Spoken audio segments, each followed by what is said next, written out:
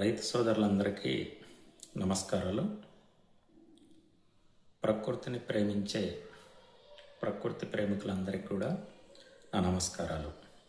నా పేరు సోమన్న, ఉమ్మడి ఆంధ్రప్రదేశ్ ఉత్తమ రైతు అవార్డు గ్రహీత. నేను ఒక 40 ఎకరాల్లో బీర క్రాప్ వేసిన రైతుని. ఈరోజు ప్రత్యేకంగా ఒక విషయాన్ని మనందరం కూడా చర్చించుకోవాల్సిన అవసరం ఉంది. ఏమిటి ఆ అవసరం అంటే భూమి గురించోనే చర్చ జరగాలి. భూమి ఐసీలో ఉన్న పేషెంట్ లెక్క ఉంది. భారతదేశ వ్యవసాయ భూమి ప్రత్యేకంగా వరంగల్, ఖమ్మం, గుంటూరు ఏదైతే మిర్చి పండిస్తున్న జిల్లాలో ఏ జిల్లాలు అయితే ఉన్నాయో ఆ జిల్లాలో ప్రమాదపు అంచులలో భూమి ఉంది. భూమిలో కర్బన శాతం బాగా తగ్గిపోయింది. భూమి కర్బన శాతం తగ్గటం వలన మనం ఏ పంట వేసినా కానీ ఆ పంట ఏపుగా వచ్చే పరిస్థితి ఈరోజు లేదు. ఇదే ఒక 30 సంవత్సరాల పాటు ఇదే కంటిన్యూషన్ కనుక అవుతే మన భూములలో ఓమ కూడా పండని విధంగా తయారవుతుంది.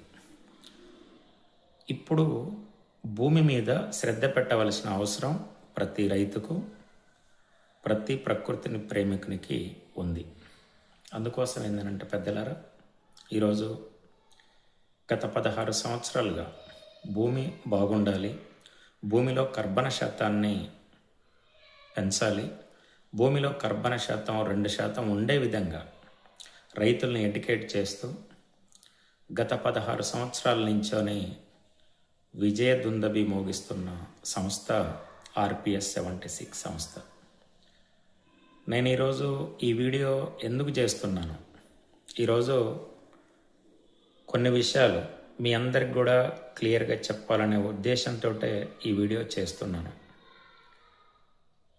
ఏ పంట అయినా సరే, ఏ క్రాప్ అయినా సరే, పైన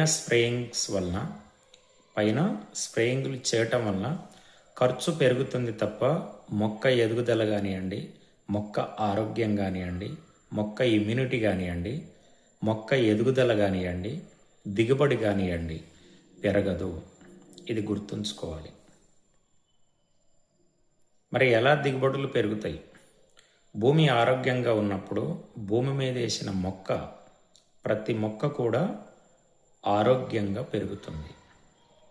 మరి ఆ భూమిలో సత్తువ లేనప్పుడు, ఆ భూమి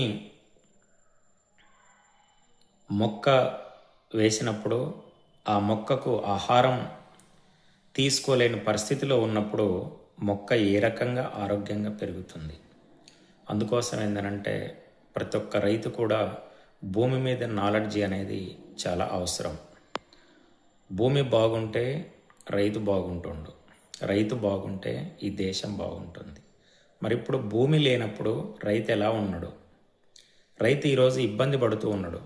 దిగుబడులు రావట్లేదు, పెట్టుబడులు పెరిగిపోతూ ఉన్నాయి, రోజు రోజుకు ఖర్చులు ఎక్కువైపోతూ ఉన్నాయి.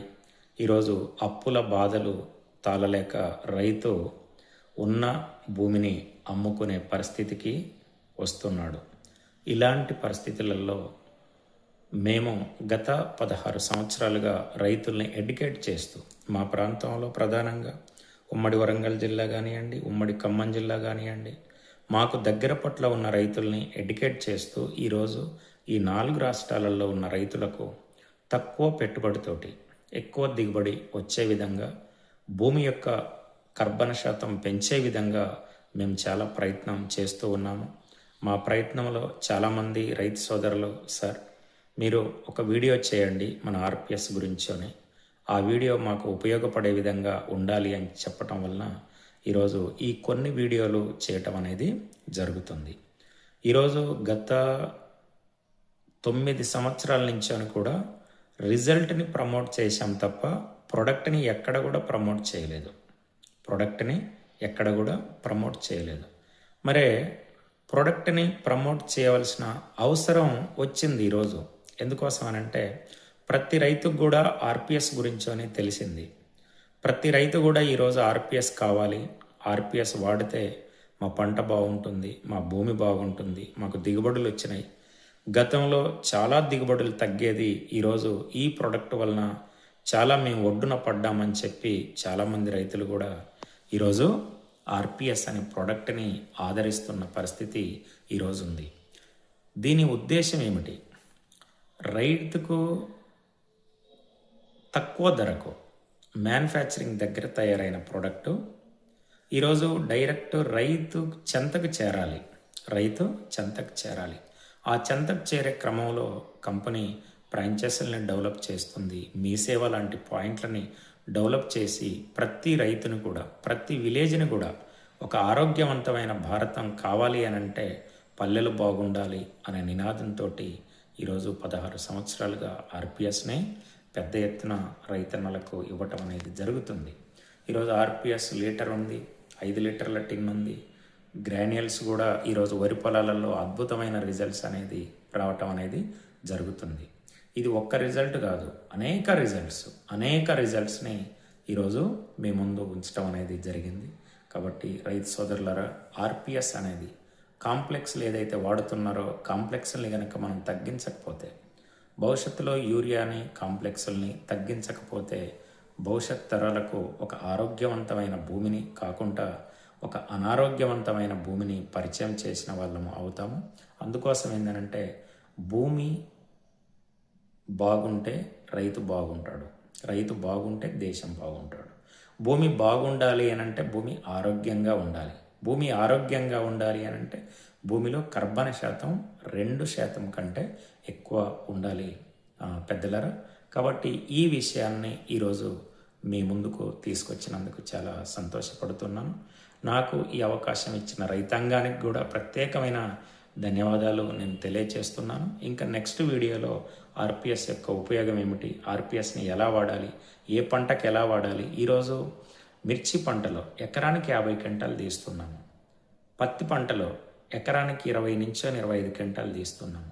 వరి పంటలో అద్భుతమైన దిగుబడులు తీపిస్తున్నాము. అంటే ఇది ఎలా సాధ్యమవుతుంది అంటే దీనికి కూడా మేము నెక్స్ట్ వీడియోలో మీ అందరికీ వివరించడం అనేది జరుగుతుంది. ప్రతి పంటలో కూడా తక్కువ పెట్టుబడితోటి ఎక్కువ దిగుబడి వచ్చే విధంగా మేము మీ ముందుకు ఆర్పిఎస్ని తీసుకొస్తున్నాము. ఆర్పిఎస్ని వాడండి, అధిక దిగుబడులు అనేది తీయండి. ఆర్పిఎస్ అనేది ఒక విప్లవాత్మకమైన మార్పు తీసుకొచ్చే ఒక ప్రోడక్ట్.